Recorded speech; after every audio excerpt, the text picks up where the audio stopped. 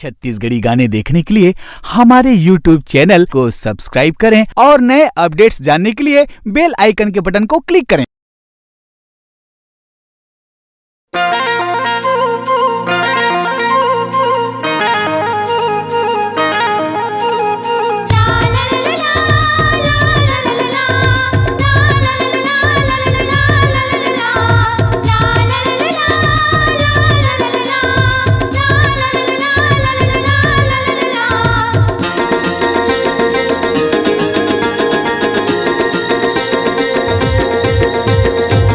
घर घर दिया बरथे ए दाई वो घर घर जोत जलते। घर घर दिया बरथे ए दाई वो घर घर जोत जलते। चकर बकर चारों टहर मंदिर मंदिर पहर पहर चकर बकर चारों टहर मंदिर मंदिर पहर पहर जगमग जोत जलते। दाई घर घर दिया बरथे ए दाई वो घर घर जोत जलते।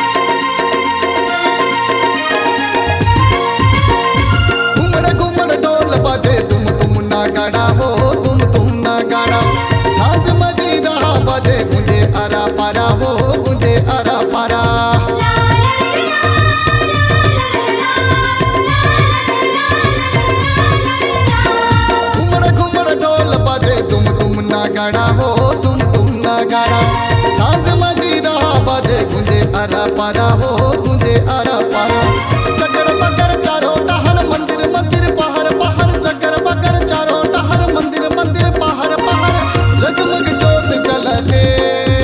दाई घर घर दिया बरथे ए दाई वो घर घर जोत जलते। घर घर दिया बरथे ए दाई वो घर घर जोत जलते।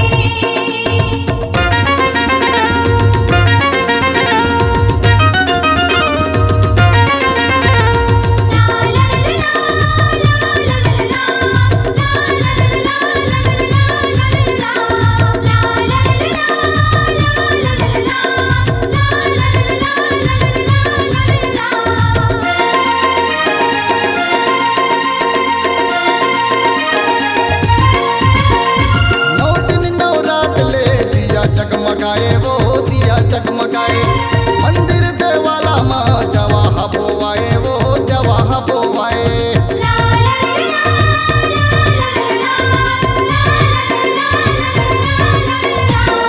नौ दिन नौ रात ले दिया जगमगाए वो दिया जगमगाए मंदिर देवाला माँ जवाह बोवाए वो जवाह बोवाए। चकर बकर चारों टहर मंदिर मंदिर पहर पहर चकर बकर चारों टहर मंदिर मंदिर पहर पहर जगमग जोत जलते। दाई घर घर दिया बरथे ए दाई वो घर घर जोत जलते। घर घर दिया बरथे ए दाई वो घर घर जोत जलते। चकर बकर चारों टहर मंदिर मंदिर पहर पहर चकर बकर चारों टहर मंदिर मंदिर पहर पहर जगमग जोत जलते। दाई घर घर दिया बरथे ए दाई वो घर घर जोत जलते। घर घर दिया बरथे ए दाई वो घर घर जोत जलते।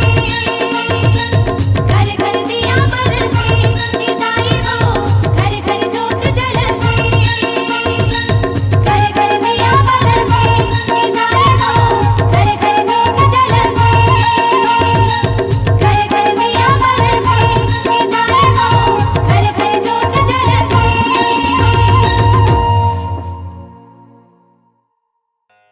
आपकी आवाज ही आपकी पहचान है। यदि आप अपनी आवाज को एक नया आयाम देना चाहते हैं तो चले आइए मल्टी ट्रैक डिजिटल रिकॉर्डिंग के लिए AVM audio video studio Khamtarai Raipur. Mobile number 9301523929 और 7869646201। यदि आप नए एवं पुराने गीत सुनना चाहते हैं तो avmgana.com में जाकर गाना फ्री डाउनलोड करें और YouTube चैनल में AVM गाना और KK कैसेट्स को सब्सक्राइब करें।